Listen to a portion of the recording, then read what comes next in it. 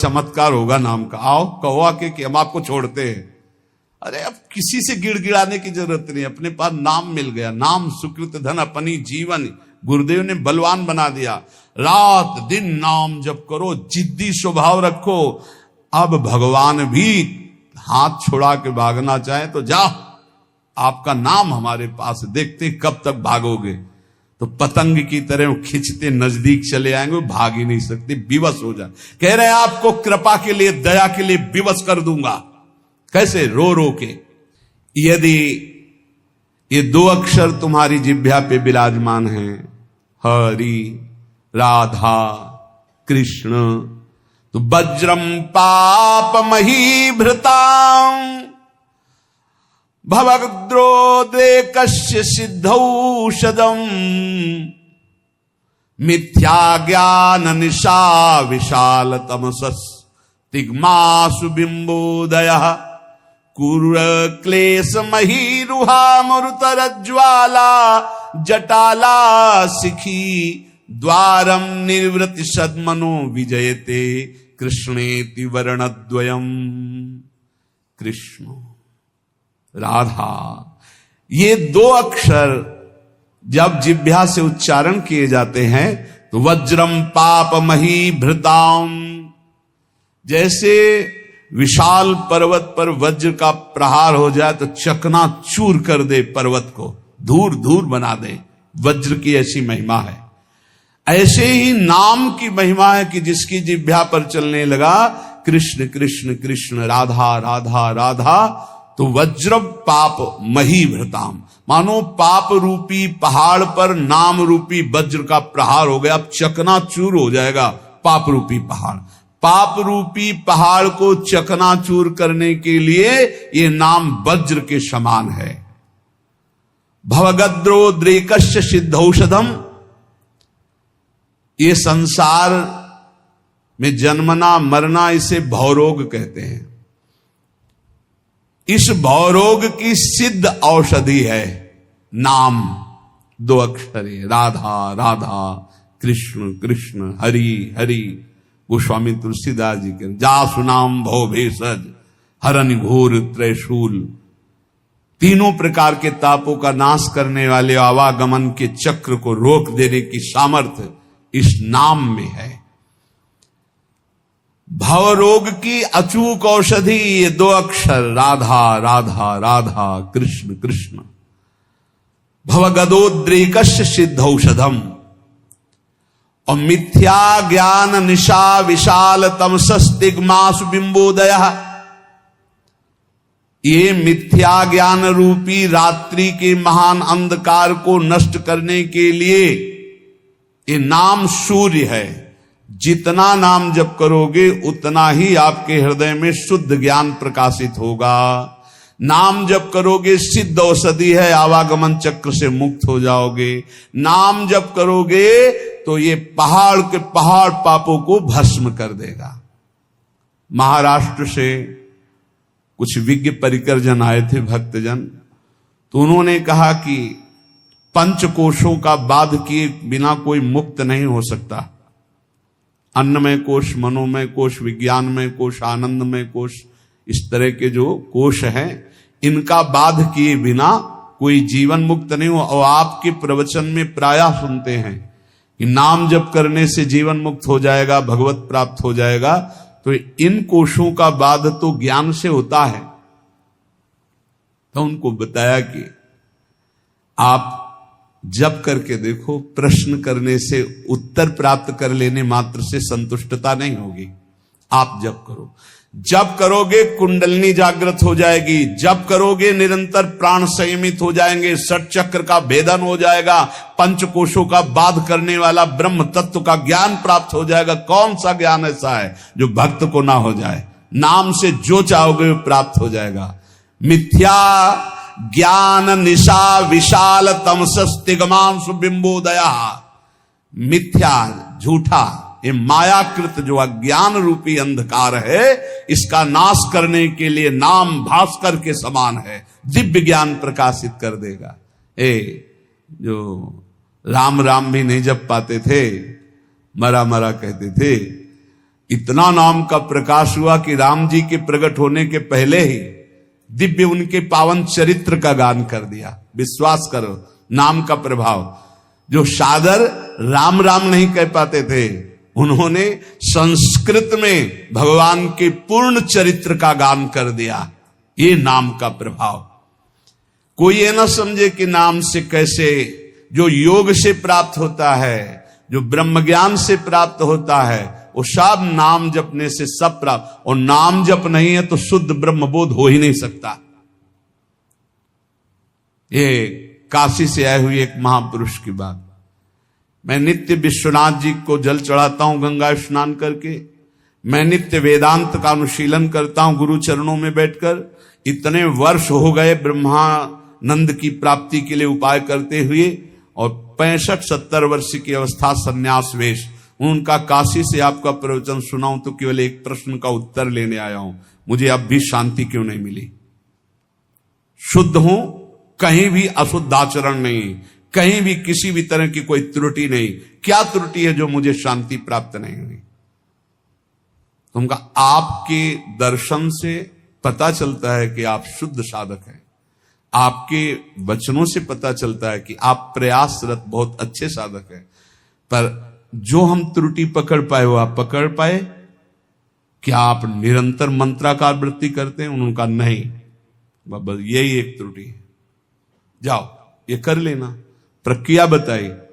महीना 1.5 महीना बाद जब आए थे तो खूब आनंद पूर्वक एकदम जैसे कोई अपने रिश्तेदार से मिले ऐसे, और बोले बस एकदम, क्योंकि वही एक त्रुटि है। समझ रहे हो? गुरु चरणों में बैठ के वेदांत भी पढ़ते सब, लेकिन जो चाहिए वो नहीं था। क्यों?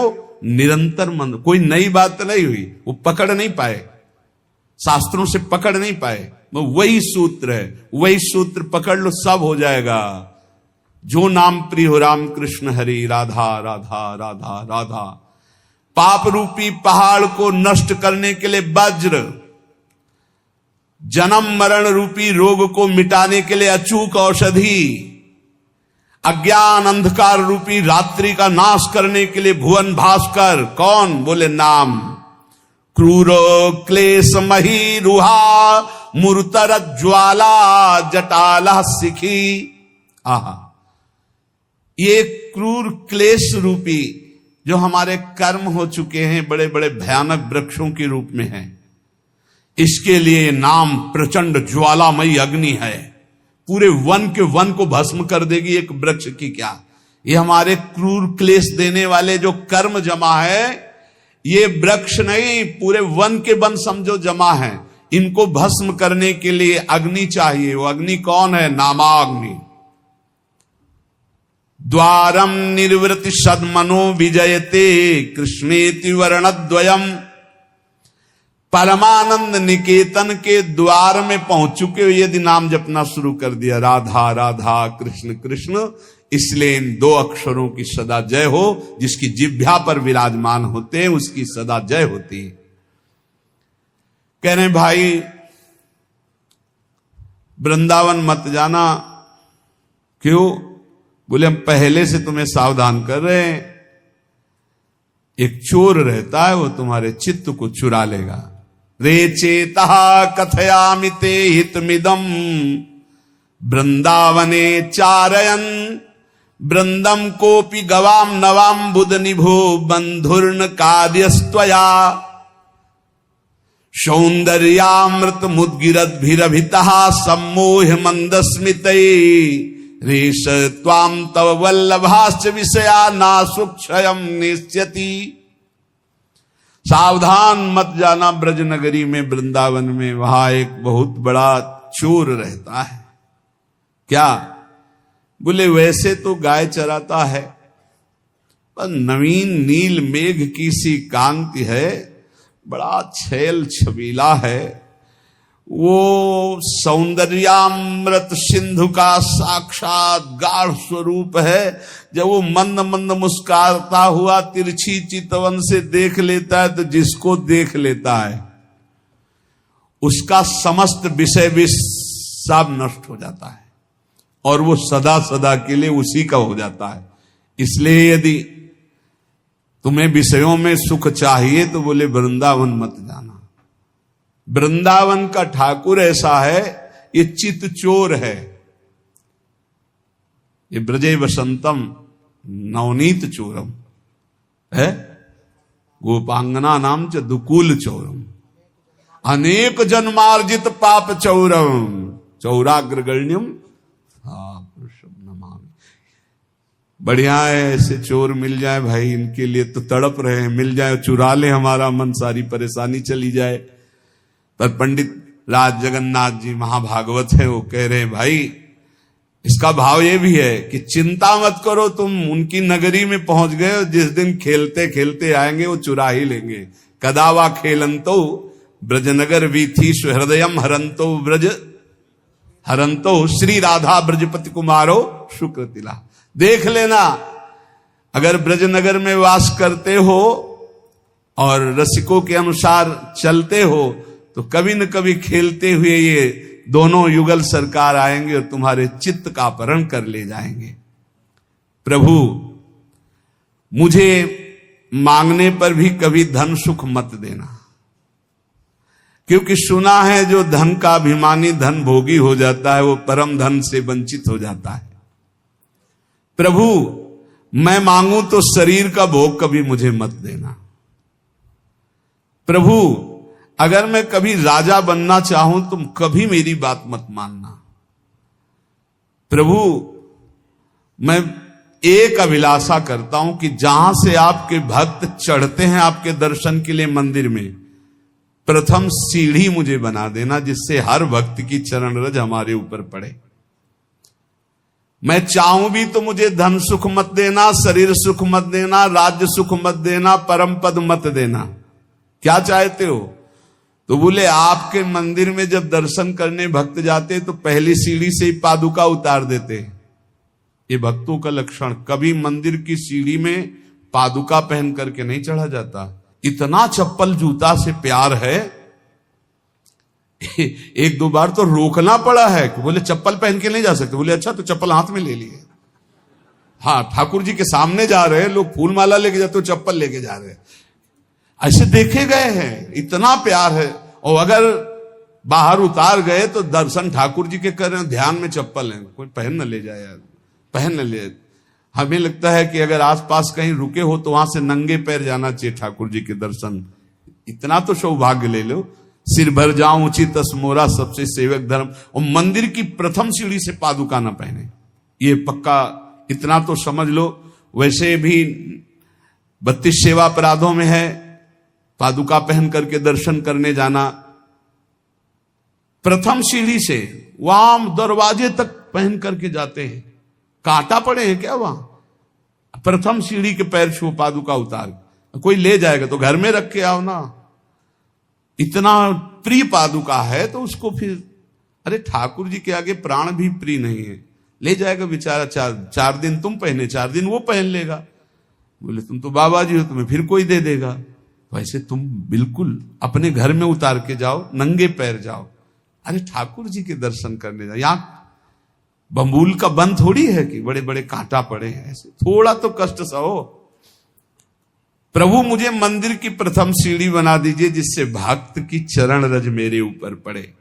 जब चरणों भक्त के मेरे ऊपर बार बार पड़ेंगे ना, और वो दर्शन करके फिर लौटेंगे, दर्शन कर ले जा रहे हैं, प्रभु मुझे बहुत सुख मिलेगा। इससे बड़ा कोई मुझे पद नहीं लगता कि रोज सैकड़ों हजारों भक्तों की चरण रज हमारे ऊपर पड़े।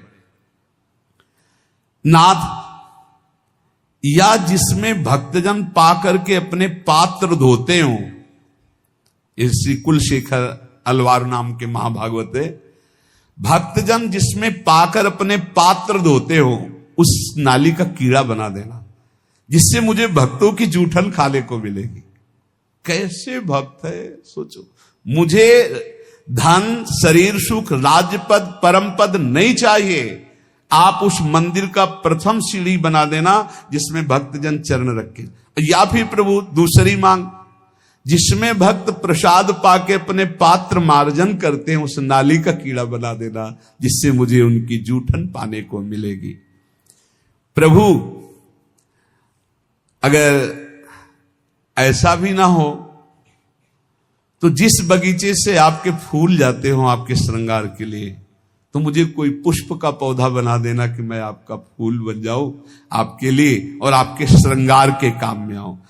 देखो, माता चाहे पुत्र उपद्रव करे या सौम्य हो, वो दुलार ही करती है, रीझ कर या खींच कर, जैसे भी वो प्रभु मेरी बात मान लो, मैं हूं तो बच्चा आपका, रीझ जाओ तो मुझे दे दो, खींच जाओ तो मुझे दे दो। ये प्रभु मैं रोता चिल्लाता छटपटाता रहूंगा जब तक आप मुझे ये नहीं दोगे। नाथ, तुम चाहे जितनी उपेक्षा करो, ध्यान दो या ना दो, मैं चिल्लाता रहूंगा और जोर जोर से पुकारता रहूंगा, क्योंकि मेरी दूसरी गति नहीं। मैं भक्त चरण रज, भक्त जूठन या आपकी सेवा, यही परिणाम चाहता हूं। हे प्रभु, मेरे को ऐसी सामर्थ्य दो कि मैं परिवार के बीच में रहता हुआ भी परिवार से ममता ना करूं। भाई ये बहुत जोर की बात। ये ममता ही प्रियालाल के चरणों में प्रेम नहीं होने देती, और जन्म जन्मांतरों से इसी धोखे में फंसकर कि ये हमारे हैं, ये हमारे हैं, ये हमारे हैं, पूरा समय नष्ट हुआ, मरे, फिर इस जीव अकेले यहां से गया, फिर किसी नए परिवार, नया रिश्ता। हे प्रभु, मुझे ऐसा बल दो कि मैं सबकी ममता का त्याग कर सकूं। ये श्री वृंदावन में विराजमान रास रासेश्वर, रास रासेश्वरी युगल सरकार से हमारा जो प्रेम नहीं हो रहा, उसका कारण है देह ममता, पुत्र ममता, पत्नी ममता, सुहृद परिवार ममता। अब जितना आपको समय नष्ट करना है इसमें कर लो, अगर सार्थक करना है तो जल्दी से जल्दी इस ममता को प्रियालाल के चरणों में समर्पित कर दो। ममता समर्पित कर दो, सब वैसे ही चलाओ जैसे चला रहे हो। ममता अगर श्री जी के चरणों में नहीं हुई, इनमें हुई, तो अंतिम बात जो हमें उन्मादकारी प्रेम चाहिए था वो नहीं मिलेगा। क्योंकि प्रियालाल के चरणों से जो हमारा संबंध है वो तो है, ऊपर प्रकाशित होता है ममता होने से। एक अहमता ममता ये जग में है दुखदाई, ये जब श्री जी की ओर लगे तो होत परम सुखदाई।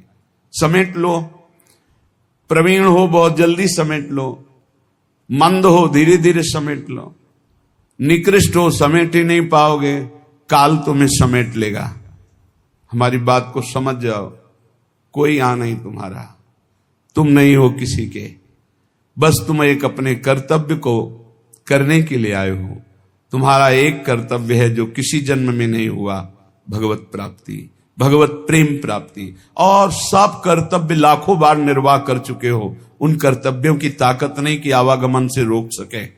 आवागमन के चक्र को रोकने की ताकत एकमात्र भजन में है।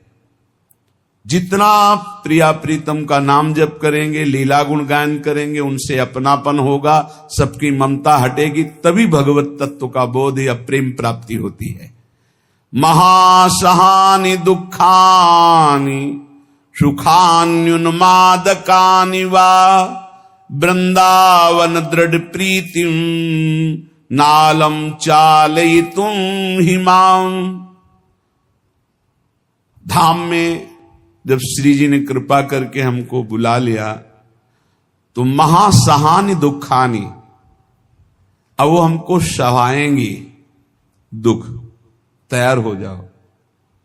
फिर सुखान्युन्मादकानि वा, ऐसा सुख मिलेगा जो उन्माद पैदा कर देगा, तैयार हो, पहले दुख भोगना है। फिर अपार सुख है। क्यों कहा कि दुख भोगना है? क्योंकि दुखालय संसार में आए हैं। जब भगवान अवतरित होते हैं तो लीला में भी दिखाई देता है बड़ा वियोग, बड़ा संयोग, बड़ा दुखद, बड़ा सुखद समय। एक समान तो बाहरी परिस्थिति में नहीं दिखाई दिया, अंतर में तो एक ही है, एक समान है, सम है, पर व्यवहार में कभी संयोग, कभी वियोग, कभी दुखद परिस्थिति, कभी आनंदमयी परिस्थिति। जब ईश्वर के अवतार लेने पर ऐसा है तो फिर मनुष्य, जब आप मनुष्य रूप में आए हैं, साधना में लगे हैं, तो दुख आएगा। दुख और महादुख, महादुख असाध्य, किसी भी तरह से टलने वाला नहीं है, भोगना ही भोगना है। साधारण दुख अलग होते हैं, महादुख जब तक जीवित रहोगे भोगना ही पड़ेगा। मतलब मृत्यु ही है इसकी औषधि, दूसरा उपाय नहीं। ऐसा भी दुख आएगा, सह जाओ। सुखान्युन्माद का निवा, आगे आने वाला है महान उन्माद प्रकट करने वाला सुख, प्रियालाल का प्रेम। इसलिए वृंदावन दृढ़ प्रीतिम, दृढ़ प्रीति करो वृंदावन से, वृंदावन के अधीश्वर से। विचलित मत होना दुख आने पर, क्योंकि हमारे कर्म ही हैं और कोई नहीं। हमारे ही कर्म हैं जिनको हमें भोगना ही पड़ेगा। तो हिम्मत कर लो, कमर कस लो, चलो इस मार्ग में। जैसे अभी आपको कोई दुख नहीं, कोई परिस्थिति बिगड़ी नहीं, बड़े आनंद से समय कट रहा है, बिल्कुल होश में हो जाओ। आगे आने वाला समय है। एक भगत जी से जब हम बात करते तो उनसे कहते भजन करो, तो हाँ हाँ ऐसा करो, हाँ हाँ। अब जब गिरा समस्या का तो होश उड़ गए, चेहरा उड़, वो शांति, वो प्रसन्नता सब गायब। क्यों? पहले से तैयार नहीं थी ना, उस दुख के लिए तैयार नहीं थे। इसलिए रोज सत्संग में आपको तैयार करते हैं। कोई असाध्य रोग हो सकता है, कोई घटना घट सकती है, कोई परिस्थिति बिगड़ सकती है, जहां से तुम्हें सुख मिल रहा है वो बंद हो सकता है, जो तुम्हें प्यार करते हो हट सकते हैं, जो तुम्हें अपना मानते हो तुम्हें छोड़ सकते हैं। ये सब पहले दिमाग में रख लो।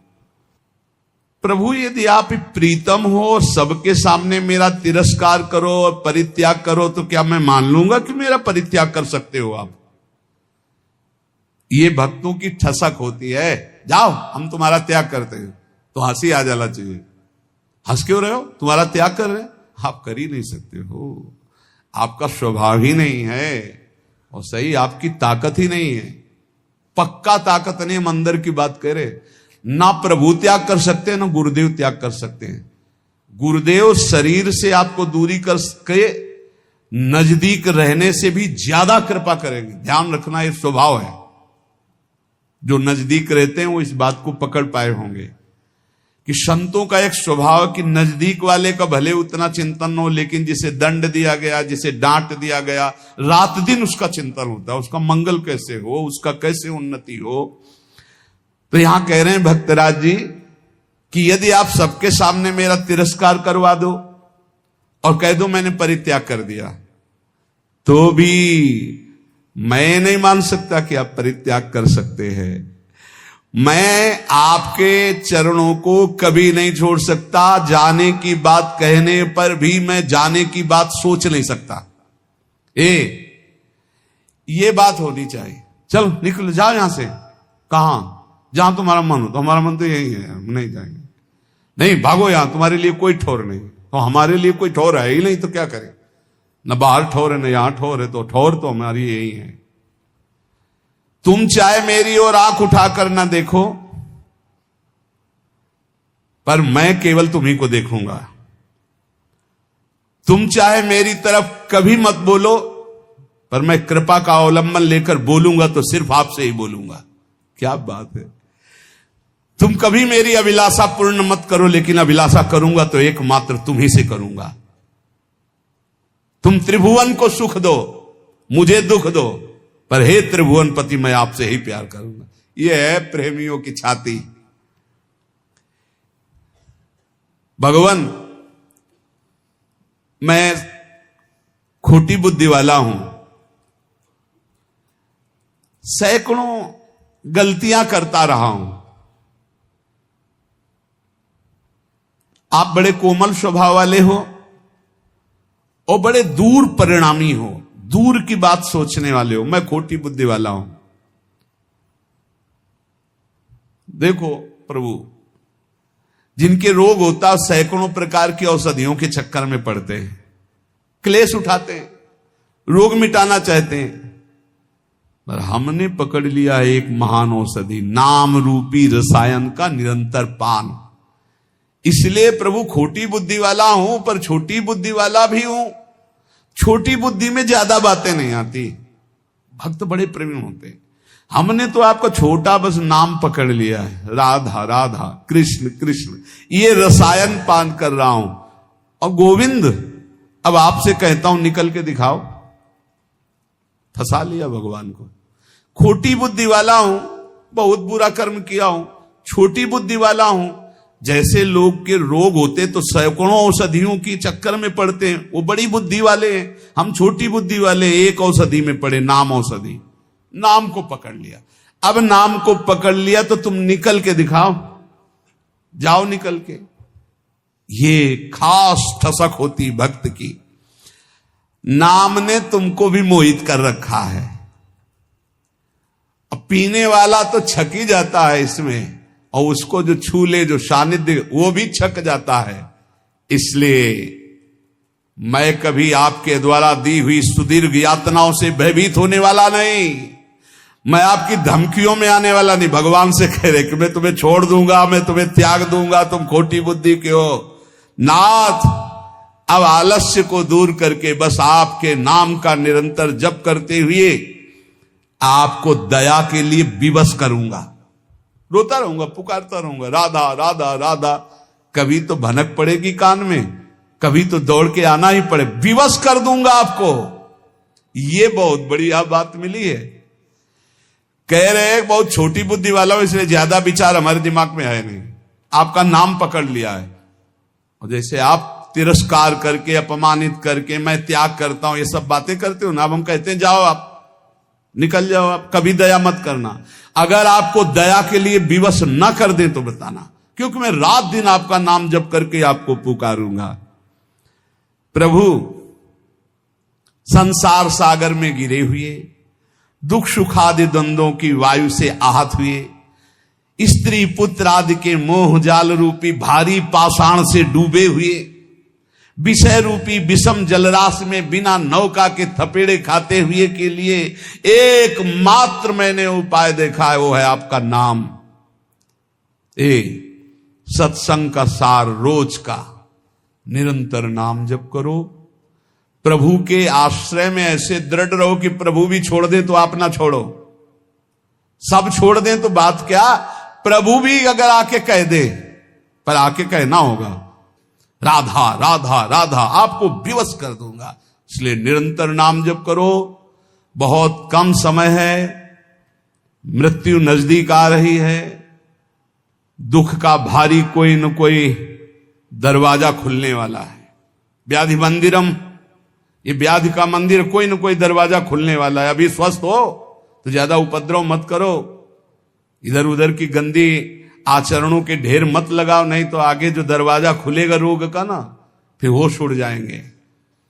होश उड़ा दो माया के, ये जन्म ऐसा है। होश उड़ा दो माया के नाम के बल पर।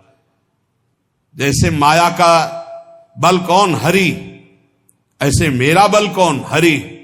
तो कोई कमजोर योद्धा थोड़ी हो, माया बहुत बलवती, तो तुम किसके हो, ममैवांशो, भगवान के अंश।